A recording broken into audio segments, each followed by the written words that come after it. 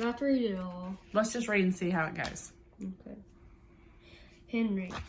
Henry has no brothers. Had no brothers. And no sisters. I want a brother, he told his parents. Soon they sorry they said. Henry had no friends. No, his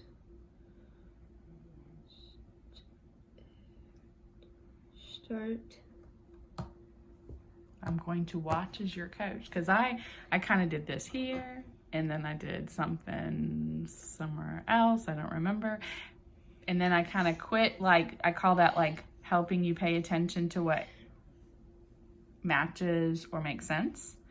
But in that last sentence, I didn't give you any clues with my pencil eraser. So let's start here again and just make it kind of, and one of the things, and one of the reasons this is important is because see how this wraps around? This is the beginning and then it goes here. And when we read this series, it's going to help us become more fluent in being able to phrase things. It's written kind of like the phrasing of it, but the complete sentence ends and sometimes it wraps around, okay? So like Henry had no brother. Let your eyes see it as we do it. Henry had no brothers and no sisters. I want a brother, he told his parents. Sorry, they said. Henry had no friends. Henry had no friends. But there's no period there, so it wraps around just like Henry had no brothers and no sisters. Henry had no friends. No, not. Look at this as no, and look at that one. It's the same letters, but it's not the same order. No. No. No, just use what you see. Flex it. On. Henry had no friends on his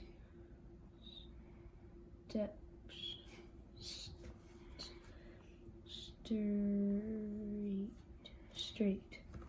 So how do you think Henry's feeling if he has no brothers, no sisters, and no friends on his street?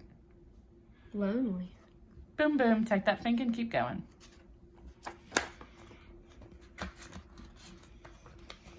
So knowing he feels lonely, here he goes to talk to his parents. Let's see.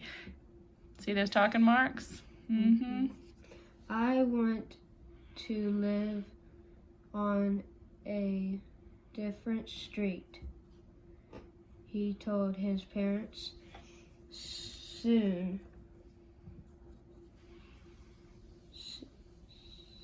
Sorry, they said.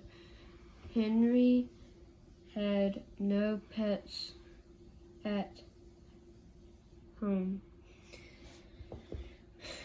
I want to have a dog, he told his parents. Sorry, they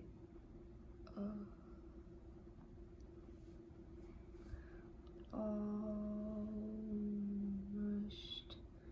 said. Brilliant. Almost. But first, they looked at their house. What? With no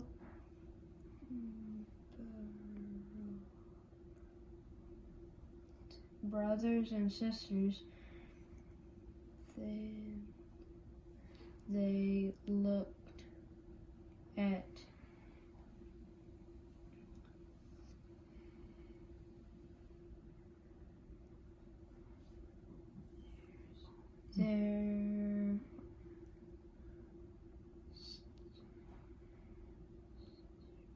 street. You're doing great. With no children. Then they looked at Henry's face. Do you think they're seeing the loneliness that you already were so insightful to understand about him feeling? Do you think when the parents looked at their house with no brothers and sisters and looked at their street with no children and they looked at his face, do you think they could sense the loneliness that you already were tapping into? Oh, let's see. Oh, let me move some of this, sorry. What was that for another kid? Yeah, so you know how I was getting you to kind of right here, like, notice that it was Henry, what he said to them. Let's find out what he wants, because he's feeling lonely, and he said, I want to live on a different street. Readers can sometimes keep up with who's telling each part, right? It could be the narrator, could be the characters in the story telling a part, and these are the punctuation marks that help the reader keep up with realizing that someone's talking. And this more sophisticated thing that you can learn from this series that this offers is that you can switch. Like right here, you see how this goes through this line. These are the quotation marks that help you to know that it's they said. Who's they in this story? The parents. And then look here, here's another set. If the parents are talking, well, we know how conversations work. If someone else is talking and the narrator lets us know who it is, then the next thing that's probably going to happen is the character's going to reply back to whoever was just talking. And in this case, if you let your eyes look ahead, you can see it, the narrator telling us that it is Henry. And here's what Henry says. So when you read this, you don't have to be like some famous, actor or anything with the way you do it. But just as you read, when you say and you're keeping up with that extra challenging part in your head, your voice can sometimes reflect that. Like, listen to me do it. Then they looked at each other. Okay, they said, I want to hug you. There's the feeling part. With Piggy and Gerald, we're always keeping up with matching how they're feeling. If he was lonely and he just got an answer, because they've been saying no to everything. Well, how were they saying no? They weren't saying no. Sorry. There you go. And this time, they didn't say sorry. They didn't say no. They said, okay. So his reply would definitely, when you read the part that he says, would match that feeling of,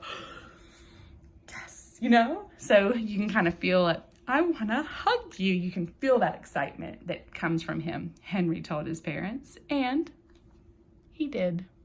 The narrator helped us to know that, So there's chapter 1.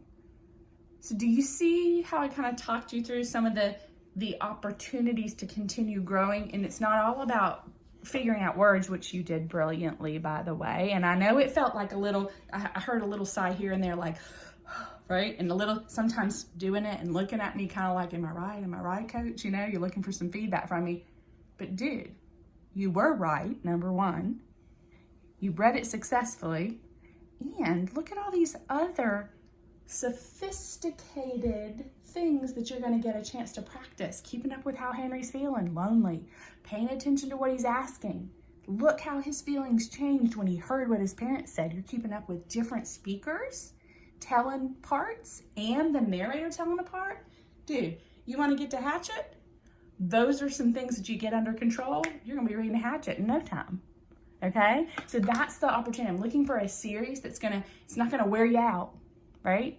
And you may not fall in love with it completely, but it's giving you the exercise to do some reading moves that you're going to get and make automatic so that you can then have the world open up to you for what you want to read in your choices. Mm-hmm. So that was chapter 1. I mean, literally, that was 6 minutes of your life, and I probably talked for too many minutes of them. You know what I mean? Mm-hmm. So I mean, like, and so when we look at the chapters and we think about growth, the way you're going to continue to grow, Elliott, like the reading rocket that you've already become, is if you took a book like this home, you can spend 6 minutes of your life right? Reading another chapter this week. I bet you could find 6 minutes. And the more you read, and the more you're practicing that, the easier it becomes, and then you're going to outgrow yourself, just like you outgrew yourself through some of the other series that we've done. Does that make sense? Do you understand the whole plan? So would you be willing to take this and read and read some of the chapters this week, so that by the time you come back next time, you've read the whole book? Mm-hmm. Okay, you sure? Okay. Do you want to read another chapter now?